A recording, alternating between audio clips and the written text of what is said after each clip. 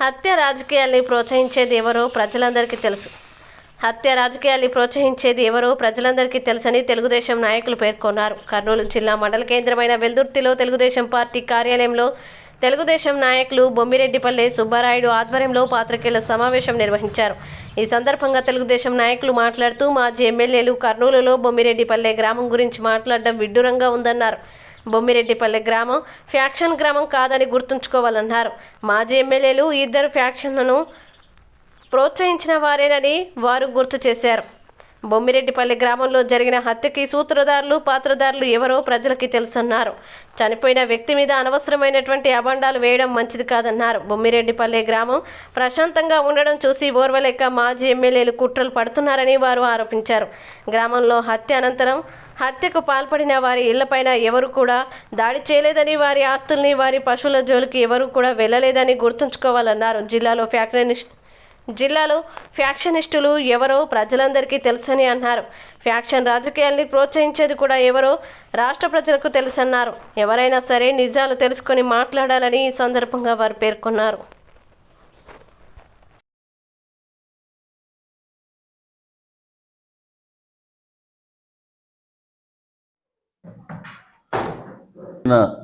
పత్రిక వాళ్ళకి అందరికీ నా నమస్కారం తెలుపుకుంటూ ఈరోజు ప్రెస్ మీట్ పెట్టిన కారణం ఏమంటే, నిన్న మన కర్నూలు హెడ్ క్వార్టర్లో జిల్లా ఎస్పీ ఆఫీస్ దగ్గర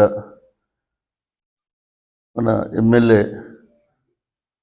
మాజీ ఎమ్మెల్యే శ్రీదేవమ్మ గారు, కాటసాని రామగోపాల్ రెడ్డి గారు, ఎస్సీసీఎల్ వైఎస్ఆర్ పార్టీ జిల్లా స్టేట్ అధ్యక్షుడు సుధాకర్ బాబు గారు అంతవై నిన్న ప్రెస్ మీట్ పెట్టడం జరిగింది. ఆ ప్రెస్ మీట్లో అంతా చెప్పిందంతా అబద్ధం. వాళ్ళకి ఎందుకంటే లెఫ్ట్ ఓవరు రైట్ ఓవరు వాళ్ళకి అన్నీ తెలుసు, ఎట్లా ఏం చేయాలనే ఉద్దేశాలన్నీ వాళ్ళకి తెలుసు. వాళ్ళు చెప్పింది ఏం, సుధాకర్ బాబు 8 నెలల నుంచి ఊర్లో ఎస్సీలని బహిష్కరణ అని చెప్పినాడు. ఎస్సీలకి ఎక్కడ బహిష్కరణ లేదు బొమ్మిరెడ్డిపల్లిలో. ఎందుకంటే మర్డర్ జరిగిందే 6 నెలలు, గవర్నమెంట్ వచ్చి కూడా 6 నెలలు అయ్యి కాక ఆయన ఏం నోటికొస్తే అది మాట్లాడుతున్నాడు. ఒక రౌడీ సీటర్ అని చెప్తున్నాడు. వైఎస్ఆర్ కాంగ్రెస్ గవర్నమెంట్లోనే కేసులు పెట్టి అప్పట్లోనే అందరూ రౌడీ సీటర్ చేసినారు. పోయి అమ్మాయిల్ని వేధించి ఆ రోజు ఆయన చెప్పింది ఏమి, 4వ తారీఖు సాయంత్రము 4:30కి పోయి అమ్మాయిల్ని పోయి అని చెప్పడం అబద్ధం. ఎందుకంటే మీరు కూడా ఊర్లో పోయి తెలుసుకోండి, విలేకరు తెలుస్తుంది ఏం జరిగింది ఏం కథ అనేది. 9వ తారీఖు వానికి మందు నిన్న కైపూర్లో రెచ్చగొట్టి పిలిపించుకొని ఒక ప్లాన్ ప్రకారంగా శ్రీదేవమ్మ ఇంటికాడ నుంచి వారం రోజులు ఆడ పెట్టుకొని రెచ్చగొట్టి మీరు చంపండి అంటే వానాయనలు కూడా రెచ్చిపోయి చేసినారు కదప్ప. వానాయనలకు కూడా స్వార్థం లేదు. నేను ఎందుకు చెప్తున్నా అంటే, వానాయనలకు కూడా చంపాలనే ఉద్దేశం అనేది లేదు. ఈ అమ్మ రెచ్చగొట్టి చేయడంలో చేసినారు. ఎందుకంటే వాళ్ళ గతంలో వాళ్ళ జీవాలకి నీళ్లు ఉండవు. వాళ్ళకి ఒక 1000 జీవాలు ఉంటాయి వాళ్ళవి. ప్రతి ఒక్కటి ఇప్పుడు చనిపోయిన బోర్లు నుంచే వాళ్ళ నీళ్లు తీసుకుని తాగేటోళ్ళు. అలాంటి వాళ్ళకి రెచ్చగొట్టినందుకు వాళ్ళు కూడా చేసినారని మేము అనుకున్నాం. ఈరోజు వెల్దుర్తి టీడీపీ ఆఫీసులో ప్రెస్ మీట్కి హాజరైన టీడీపీ నాయకులకు మరి కార్యకర్తలకు మన ప్రెస్ వాళ్ళకందరికీ ధన్యవాదములు. మరి నిన్న కాటసాని రామగోపాల్ రెడ్డి మరి మాజీ ఎమ్మెల్యే శ్రీదేవమ్మ గారు నిన్న ఎస్పీ కార్డుకు పోయి దళితులకు అన్యాయం జరుగుతుంది, దళితులని బహిష్కరించినారు, దళితులను ఊర్లోకి రానివ్వట్లేదు బొమ్మిరెడ్డిపల్లె సమస్య గురించి అని మాట్లాడడం చాలా పొరపాటు. అక్కడేదో విషయం జరిగింది, పొరపాటున మర్డర్ జరిగింది. అక్కడ మర్డర్ జరిగినప్పుడు మర్డర్ చేసిన వాళ్ళు ఎవరైనా కానీ వాళ్ళంతకు వాళ్ళే భయపడి ఎక్కడో దాక్కుంటుంటారు. ఇది అందరూ తెలిసిన వాస్తవమే, వాళ్ళకి కొత్తగా చెప్పాల్సిన అవసరం లేదు, అధికారులు కూడా తెలుసుకోవాలి. మళ్ళీ దళితులను ఎక్కడ బహిష్కరించినారు, దళితులకి ఎవరో గవర్నమెంట్లో అన్యాయం జరుగుతుంది, దళితులకు బీసీలకి అన్యాయం జరిగినదంతా వైఎస్ఆర్ గవర్నమెంట్లోనే. ఎక్కడి నుంచో తీసుకుపోతే చాలా ఉంది, చాలా మస్తుగా ఉంది. ఇకనే గత వైఎస్ఆర్ మీ గవర్నమెంట్లోనే చెర్ల కొత్తూరులో ఎస్సీల భూములు, అవి సీలింగ్ భూములు, అసలు ఆ సీలింగ్ భూములు ఆక్యుపై చేసుకొని మరి మీ సొంతము మీరు పట్టాలు చేయించుకున్నారనే రూమర్ కూడా ఉంది. అది ఖచ్చితంగా అధికారులు తెలుస్తారు. అన్యాయం చేస్తున్నది వైఎస్ఆర్ పార్టీ వాళ్ళు దళితులకు, బీసీలకి.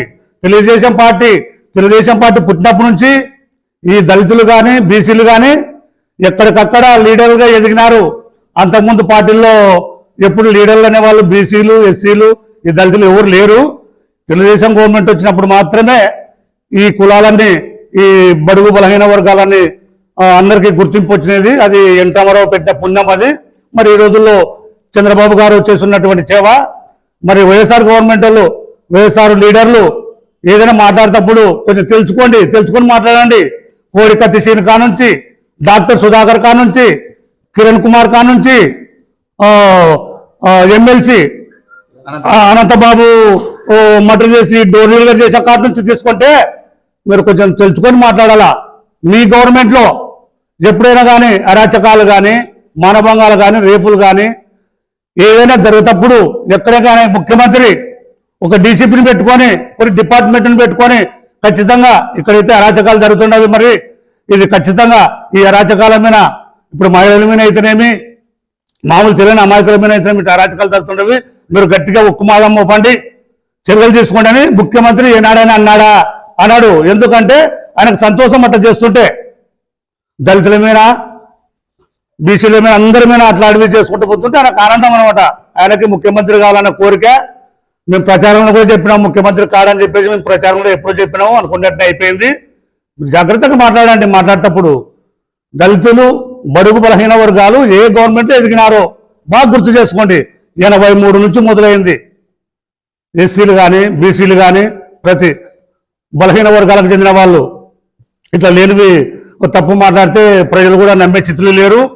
మా గవర్నమెంట్ కూడా ముఖ్యమంత్రి గారు చెప్పిన పథకాలని తూచ తప్పకుండా చేస్తున్నారు.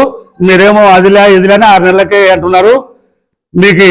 మీ పార్టీ ఉండేదానికి అసలు పెన్షన్ 3000 చేస్తామని చెప్పేసి 5 ఏళ్ళకి 250 పెంచుకుంటూ చేస్తారు. మా ముఖ్యమంత్రి చంద్రబాబు నాయుడు గారు ఎప్పుడైతే వాగ్దానం చేశాడో, వాగ్దానం చేసా కాబట్టి పెన్షన్ ఇచ్చినప్పుడు 3000 4000 చేస్తూ మళ్ళీ వాగ్దానం చేసినప్పటి నుంచి 3 నెలలది కలిపి 7,000 ఇచ్చినాడు. ఒక తూరు గుర్తు తెచ్చుకోండి. మళ్ళీ ఉగాదికి ఉచిత బస్సు ప్రయాణం అది కూడా అమలవుతుంది. ప్రతిదీ ఒకదానక ఒకటి మీరు వచ్చినట్టు బడ్జెట్ వస్తే మీరు తిండి పంచుకొని ఉంటారు. చంద్రబాబు అట్ట కాదు, ప్రతి పథకానికి బడ్జెట్ కేటాయించి పథకాలు అమలు చేస్తుంటాడు. మీరు తెలుసుకొని మాట్లాడాలని. నమస్కారం.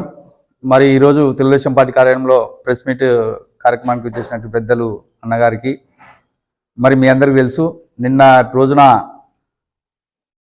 కాగంటి శ్రీదేవమ్మ మాజీ ఎమ్మెల్యే గారు, కాటసాని రామగోపాల్ రెడ్డి గారు నంద్యాల పార్లమెంట్ అధ్యక్షులు, మరి కోడుమూరు నియోజకవర్గం ఇన్ఛార్జి ఆదిమూలపు సురేష్ గారు, సుధాకర్ బాబు గారు వీళ్ళంతా వెళ్ళి బొమ్మిరెడ్డిపల్లె గ్రామంలో ఎస్సీలను ఊరిని బహిష్కరించారని చెప్పి ఎస్పీ గారిని కలవడం జరిగింది.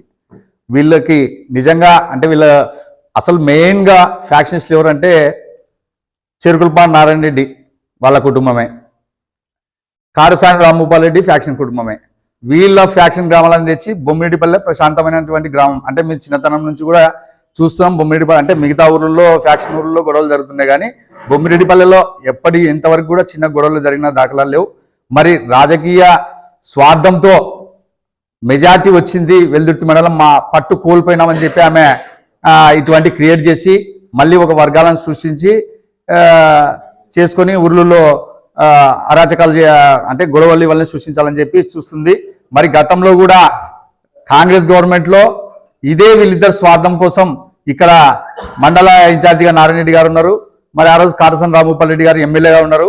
ఆయన ఫ్యాక్షనిస్టే, ఈయన ఫ్యాక్షనిస్టే. వీళ్ళిద్దరి కోసం చాలా మంది బీసీలు ఊరు బయటనే నరికి చంపినారు చెరుకులపాడులో. వాళ్ళని కూర్చొనికి ఎస్పీ వైరెడ్డి గారు, మరి ఆ రోజు ఉన్నటువంటి ఎమ్మెల్యే భూపాల్ రెడ్డి గారు వాళ్ళు వచ్చి వాళ్ళ స్వార్థం కోసం ఇద్దరు బీసీలను చంపి పోగొట్టుకుంటుంది. మరి అంతేకాకుండా మళ్ళీ కురువ సోమన్న ఆయన బీసీనే, ఇంతవరకే ఆ అడ్రస్ దాఖలాలు వెళ్ళలేదు. మరి వీళ్ళు ఫ్యాక్షనిస్టులు అయ్యి అందరినీ ఫ్యాక్షనిస్టులు అంటే ఇక్కడ ఎవరు పడేవాళ్ళు కాదు. మా ఎమ్మెల్యే గారు కూడా ఎక్కడ కూడా గ్రామాల్లో కానీ ఇంకోటి కానీ అట్లా గొడవలు పెట్టే వ్యక్తి కాదు. ఎందుకంటే మా ఎమ్మెల్యే గారు చాలా చదువుకున్న వ్యక్తి, అన్ని తెలుసు. వీళ్ళంటే 10th క్లాస్ చదువుకున్న వాళ్ళు, వీళ్ళకి పెద్ద ఫస్ట్ నుంచి కూడా పూర్వం నుంచి ఫ్యాక్షన్ కుటుంబాలు ఇవి భూపాల్ రెడ్డి కానీ చెరుకులపాడు కుటుంబం కానీ. మరి దీన్ని గ్రహించి మీరు మా మండలంలో అంటే ప్రశాంతంగా ఉంది, ఖచ్చితంగా అంటే మా ఎమ్మెల్యే గారు చాలా మంచిగా అంటే అన్ని ఊర్లలో కూడా ఎటువంటి గొడవలు లేకుండా కూడా మంచిగా చూసుకుంటున్నాడు. మీరు లేనిపోని సమస్యలు తెచ్చిపెడితే ఇక్కడ ఎవరు ఊరికి ఉండేవాళ్ళు లేరు. కాబట్టి మీరే తెలుసుకొని ఎస్సీలను ఎక్కడ మన మండలంలో కూడా ఎక్కడ ఆడోళ్ళని ఇట్లా చీర పట్టుకోవడం అనేది, ఇంకోటి అనేది ఇట్లా చేయడం అనేది కూడా ఎక్కడ జరగలేదు. ఇంత గ్రామాల్లో చిచ్చులు పెట్టి కొట్లాటలు పెట్టాలని చూస్తున్నారు. ఇది తగదమ్మా. మీకు ప్రజలు అవకాశం ఇచ్చిండ్రి. మీరు కంప్లీట్గా అంటే మీ తరంలోనే అన్ని అరాచకాలు జరిగినాయి. మామిడి తోటలు మీరే నరికేసినారు, ఎస్సీల భూములు మీరే దోచుకున్నారు. ఇక్కడ ఎవరు తెలుగుదేశం పార్టీ, మాది క్రమశిక్షణ గల పార్టీ, మా చంద్రబాబు నాయుడు గారు మా ముఖ్యమంత్రి గారు ఇటువంటివి ప్రోత్సహించాడు. మీరు లేనిపోయిన సమస్యలు పెట్టి మండలాల్లో ఇది ఈ విధంగా చేయదని చెప్పి కూడా కోరుకుంటూ ఈ అవకాశం ఇచ్చినటువంటి పెద్దలకు కూడా ధన్యవాదాలు తెలుసుకుంటూ సెలవు తీసుకుంటాం. వచ్చిన వెల్దుర్తి మండల టీడీపీ నాయకులకు మరియు కార్యకర్తలకు, ప్రెస్ మీడియా సోదరులందరికీ నా నమస్కారాలు తెలుపుకుంటూ, నిన్న కాటసాని రాంభూపాల్ రెడ్డి గారు, మాజీ ఎమ్మెల్యే శ్రీదేవి గారు ఎస్పీ గారిని కలవడం జరిగింది. ఏమంటే బొమ్మిడిపల్లి గ్రామంలో ఇట్లా దళితులకు అన్యాయం జరిగింది అని చెప్పి కలవడం జరిగింది. ఇది పూర్తిగా అబద్ధము. దళితులకు న్యాయం జరిగినది మాత్రం టీడీపీ గవర్నమెంట్లే. గతంలో పాణ్యం నియోజకవర్గంలో వెల్దుర్తి మండలంలో ఉన్నప్పుడు ఈ కాటసాని రాంభూపాల్ రెడ్డి నుంచే వెల్దుర్తి మండలంలో మల్లెపల్లె గ్రామంలో కానీ, పుల్లభూమి గ్రామంలో కానీ, చెరుకులపాడు గ్రామంలో కానీ ఫ్యాక్షన్ స్టార్ట్ చేయించింది వాళ్ళు. తర్వాత అదే లక్షణాలు మాజీ ఎమ్మెల్యేకి తగిలినాయి. అవే లక్షణాలతో మళ్ళీ ఇప్పుడు రీసెంట్గా మొదలు పెడుతున్నారు. రీసెంట్గా మొన్న వెల్దుర్తి మండలంలో స్కూళ్ళవి చైర్మన్ పోస్టులకి 70% దాకా వెల్దుర్తి మండలంలో టీడీపీ వాళ్ళే ఉన్నారు, దళితులే, మొత్తం దళితులే ఉన్నారు. మా ఎమ్మెల్యే గారు అంటూ ఒక మాట అన్నారు నిన్న, ఏ సంబంధం లేని వాళ్ళని కేసులు ఎరికిచ్చినారు అని చెప్పి అంటారు. మరి ఏ సంబంధం ఉండని చెప్పి మా ఎమ్మెల్యే శామన్న గారిని లాస్ట్ టైంలో కేసులు ఎరికిచ్చినారు. చివరికి పచ్చబండ రామలకోట పచ్చబండ ఎక్కినా కానీ వదిలిపెట్టలేదు. వీళ్ళకి నోటికి వచ్చేదంతా అబద్ధం చెప్పి చెప్పి చెప్పి అదే నోటికి ఎన్నిసార్లు చెప్పినా అబద్ధమే. ప్రజలు గమనించినారమ్మా. మీరు 4.5 సంవత్సరాలు ఫ్రీగా ఉండండి, ఎలక్షన్లు వచ్చే ముందు బయటికి రండి, అంతేగాని పూర్తిగా బురద చల్లుదాము చేద్దామంటే కుదరదు. ఈ అవకాశం ఇచ్చిన పెద్దలందరికీ నమస్కారాలు తెలుపుకుంటున్నాను. తెలుగుదేశం నాయకులందరికీ, మా కార్యకర్తలకి, పత్రికా సోదరులకి, విలేకరులకి నమస్కారములు తెలుపుకుంటూ, నిన్న పాణ్యం మాజీ ఎమ్మెల్యే అట్లాగే పత్తికొండ మాజీ ఎమ్మెల్యే గారు పోయి బొమ్మిరెడ్డిపల్లి విషయంలో ఎస్పీ గారికి కంప్లైంట్ ఇవ్వడం జరిగినది. వాస్తవాలు తెలుసుకొని మాట్లాడి కంప్లైంట్ ఇచ్చింటే బాగుండునేమో అని అనిపించింది. వాస్తవాలు తెలియకుండా వీళ్ళిద్దరు ఫ్యాక్షన్ కుటుంబాలు వీళ్ళు ఉన్నప్పుడు ఊర్లు ఎట్లా ఉన్నాయి, ఇప్పుడు ఈ 6 నెలల నుంచి మా నియోజకవర్గం ఎట్లుందో ఒకసారి తెలుసుకొని మాట్లాడితే బాగుండేది. ఊర్లో అభివృద్ధి జరుగుతున్నాయి. 6 నెలల్లోనే వెల్దుర్తి మండలంలో 5 కోట్ల అభివృద్ధి జరిగింది. వీళ్ళు ఉన్నప్పుడు ఎంత అభివృద్ధి జరిగిందో వాళ్ళు ఒకసారి తెలుసుకొని, సో వెల్దుర్తి మండలం అనేది ఫ్యాక్షన్ రాజకీయాలకి, హత్య రాజకీయాలకి దూరం ఉండే సంఘటనలు మరీ జరగకుండా, వీళ్ళు కవ్వింపు చర్యలు చేయకుండా ఉంటే ఊర్లు, కార్యకర్తలు, ప్రజలు అందరూ బాగుండాలని కోరుకుంటూ ఇట్లాంటివి మానుకుంటే బాగుంటుందని చెప్పి హెచ్చరిస్తున్నాం. సమావేశానికి హాజరైన తెలుగుదేశం నాయకులకు, పత్రికా విలేకరులకు, ప్రెస్ వాళ్లకు నమస్కారాలు. నిన్నటి దినము శ్రీదేవమ్మ, కాటసాని రాంభూపాల్ రెడ్డి, ఎస్సీ కులానికి చెందిన రాష్ట్ర నాయకులు ఎస్పీ గారి దగ్గరికి వెళ్ళి కంప్లైంట్ చేయడం జరిగింది. ఎవరో ఎస్సీలని ఊర్లోకి రానియట్లేదు అని. అసలు వాళ్ళు ఊర్లోకి ఎందుకు రాకున్నారన్న విషయం వాళ్ళని అడిగితే సరిపోద్ది కదా. ఎస్పీ గారు ఎందుకు, వాళ్ళు తప్పు చేసి వాళ్ళ భయంతో వాళ్ళు ఊరి పెట్టిపోయినారు.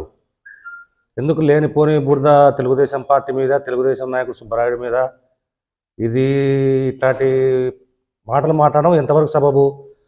రాంభూపాల్ రెడ్డి గారు 6-7 సార్లు ఎమ్మెల్యేగా చేస్తున్నారు. మీరు సుబ్బరాయుడు ఏమైతే తెలియదా? కంగాటి శ్రీదేమ కుటుంబం గురించి తెలియదా మీకు? ఒకానొకప్పుడు నీకే లేనిపోని సమస్యలు సృష్టించిన కుటుంబం అది. మీరు కూడా ఆమెకు సపోర్ట్ చేసి మాట్లాడుతున్నారంటే అది మీ విజ్ఞతకే వదిలేస్తున్నాం. కాబట్టి లేనిపోనివి మాట్లాడకుండా నిజమేదో నిజం తెలుసుకోండి. అసలు నష్టం ఎవరికి జరిగింది? సుబ్బరాణి కుటుంబానికి జరిగిందా నష్టం? ఆటోనలో జరిగిందా? ఎవరు ప్రాణాలు కోల్పోయినారు? విషయం ఏదన్నా కావచ్చు, చంపుకునే సంస్కృతి ఉందే. చంపుకునే సంస్కృతి వాళ్ళది. కంగాటి శ్రీదేవి వాళ్ళది చంపుకునే సంస్కృతి వాళ్ళకి చెల్లవి. దోచుకోవడం, చంపుకోవడం, చంపేయడం, గ్రామాల్లో కక్షలు పెట్టడం అది వాళ్ళకి చెల్లుతుంది. ఈ అవకాశం ఇచ్చిన అందరికీ నమస్కారాలు తెలుపుతుంది.